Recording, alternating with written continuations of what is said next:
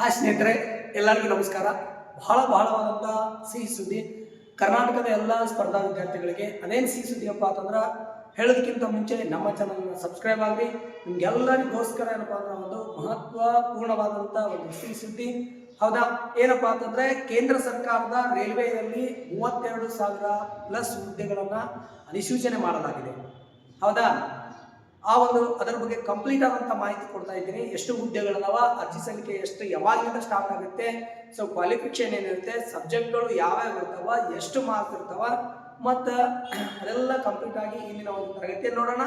ಅದಕ್ಕಿಂತ ಮುಂಚೆ ದಿನಪ್ರತಿ ಇದೇ ಥರ ಕ್ಲಾಸ್, ಆಮೇಲೆ ಯಾವುದೇ ನೋಟಿಫಿಕೇಶನ್ ಇದು ಕೂಡ ಪಡೆಯಬೇಕು ಅಂದ್ರೆ ನಮ್ಮ ಚಾನಲ್ನ ಸಬ್ಸ್ಕ್ರೈಬ್ ಮಾಡಿರಿ. ಸೊ ಹಾಗಾದರೆ ಬನ್ನಿ, ಏನೇನಿದೆ ಅಂತ ನೋಡೋಣ. ನೋಡಿ, 2024 ಅಂದ್ರೆ ಇದೇ ವರ್ಷ ಆಗ್ತಕ್ಕಂಥ ಹುದ್ದೆಗಳನ್ನ 2024, ಸೊ ಅದನ್ನ 2025, 26 ಪರಿಗಣಿಸಿ RRB ಡಿ ಗ್ರೂಪ್ ನೋಟಿಫಿಕೇಶನ್ ಅನ್ನು ಹೊರಡಿಸಲಾಗಿದೆ. ಆತ್ಮೀಯ ಸ್ಪರ್ಧಾ ವಿದ್ಯಾರ್ಥಿಗಳೇ, ಈ ಒಂದು RRB ಡಿ ಗ್ರೂಪ್ ಎಕ್ಸಾಮ್ ಬಹಳ ಈಜಿ ಇರುತ್ತೆ. ಯಾರ್ಯಾರು ಈಗ ಆಲ್ರೆಡಿ SSC GD ಪ್ರಿಪೇರ್ ಆಗ್ತಾ ಇದ್ದೀರೋ, ಆಲ್ರೆಡಿ RPF ಯಾರು ಪ್ರಿಪೇರ್ ಆಗ್ತಿರೋ ಅವ್ರಿಗೆಲ್ಲರಿಗೂ ಕೂಡ ಬಹಳ ಸಲ ಆಲ್ರೆಡಿ ನೀವೆಲ್ಲ ಈಗ 60% ಕೆಲಸ ಮುಗಿಸಿಬಿಟ್ಟಿದ್ರಿ RRB ಡಿ ಗ್ರೂಪಿಗೆ. ಇನ್ನೇನು 40% ಮಾತ್ರ ಓದ್ಬೇಕಷ್ಟೇ. ಯಾಕಂದ್ರೆ ಮ್ಯಾಥ್ಸ್ ಮೆಂಟಲಿಟಿ ಇರುತ್ತೆ, ಅದು ಓದ್ಬಿಟ್ಟಿರ್ತೀರಿ. ಇನ್ನೇನು SSGD ಅಂದ್ರೆ ಇಂಗ್ಲೀಷ್ ಬರುತ್ತೆ, ಬಟ್ RPF RRB ಒಳಗಡೆ ಇಂಗ್ಲೀಷ್ ಬರೋದಿಲ್ಲ, RRB ಡಿ ಗ್ರೂಪ್ಗೆ ಇಂಗ್ಲೀಷ್ ಇರೋದಿಲ್ಲ. ಸೊ ಹಾಗಾಗಿ ಧೈರ್ಯಗಳಿಗೆ ಅಭ್ಯಾಸವನ್ನು ಮುಂದುವರಿಸ್ರಿ. ರಾಜ್ಯ ಸರ್ಕಾರದಲ್ಲಿಂತೂ ಸದ್ಯಕ್ಕೆ ಯಾವುದೇ ಆಪ್ಷನ್ ಇಲ್ಲ. ಡಿ ಗ್ರೂಪ್ ಕೇಂದ್ರದಲ್ಲಿ ಆಗಿದೆ. ಇದ್ರ ಕಡೆ ಒಂದು ಸ್ವಲ್ಪ ಗಮನ ಹರಿಸ್ರಿ, ಬಹಳ ಈಸಿಯಾಗಿ ಪಾಸ್ ಆಗ್ಬೋದು. ಸೊ ಕಂಟಿನ್ಯೂ ಮಾಡೋಣ. ವಿದ್ಯಾರ್ಥಿ ಏನಿದೆ 10th ಪಾಸ್ ಅಥವಾ ITI. ಏನಿರುತ್ತೆ ಇಲ್ಲಿ 10th ಪಾಸ್ ಅನ್ನೋರಿಗಿಂತಲೂ ITI ಅನ್ನೋರಿಗೆ ಜಾಸ್ತಿ ವ್ಯಾಲ್ಯೂ ಇರುತ್ತೆ. 10th ಕ್ಲಾಸ್ ಮತ್ತು ITI ಎರಡೂ ಜೊತೆಗಿರಬೇಕು. ಬರೀ 10th ಅಷ್ಟೇ ಪಾಸ್ ಆಗಿ PUC ಡಿಗ್ರಿ ಇವೆಲ್ಲ ಮುಗಿಸಿದ್ರೆ ಅವ್ರಿಗೂ ಅವಕಾಶ ಇದೆ. 10th ಪ್ಲಸ್ ITI ಮಾಡ್ಕೊಂಡಿರ್ತಾರಲ್ಲ ಅವ್ರಿಗೂ ಕೂಡ ಅವಕಾಶ ಇದೆ. ಎರಡೂ ಮುಗಿದವ್ರಿಗೆ ಅವಕಾಶ ಒಂದಲ್ಲ ಬೇಡ ಸರ್. 10th ಮತ್ತು ITI ಎರಡೂ ಬೇಕೇನ್ರಿ? ಇಲ್ಲ. ನೀವು 10th ಪಾಸ್ ಆದವ್ರಿಗೆ ಸಪ್ರೇಟ್ ಕೆಲವೊಂದಿಷ್ಟು ಪೋಸ್ಟ್ಗಳು ಇರ್ತಾವೆ.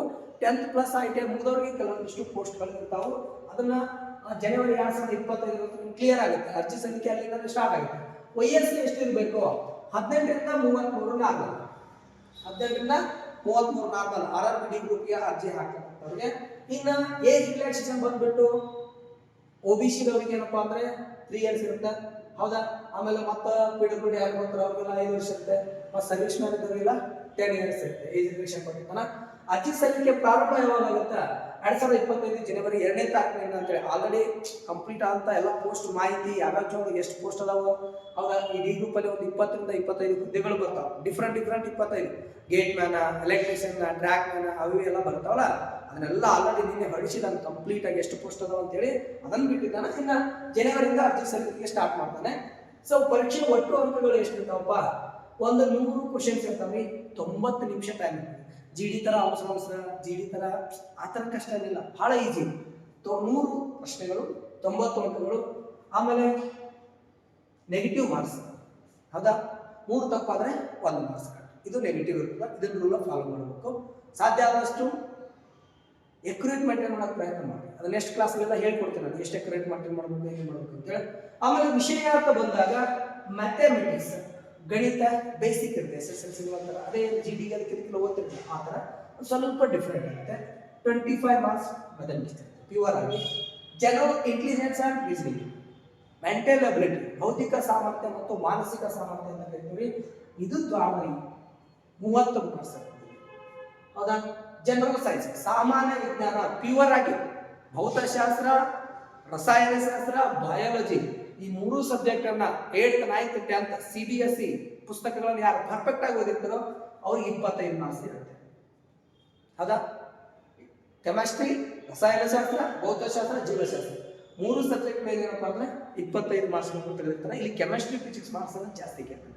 ಬಯಾಲಜಿ ಒಂದು 7 ಮಾರ್ಕ್ಸ್ ಇದೆ. ಬಯಾಲಜಿ, ಕೆಮಿಸ್ಟ್ರಿ ಮತ್ತು ಫಿಸಿಕ್ಸ್ ಕೂಡ ಏನಪ್ಪಾ ಅಂದ್ರೆ ಹೆಚ್ಚುವರಿಯಾಗಿ 18 ತನಕ 2 ಸಬ್ಜೆಕ್ಟ್ ಮೇಲೆ ಮಾರ್ಕ್ಸ್ ಬರ್ತದೆ. ಹೌದಾ? Next general awareness and current affairs 20 question ಇರ್ತದೆ.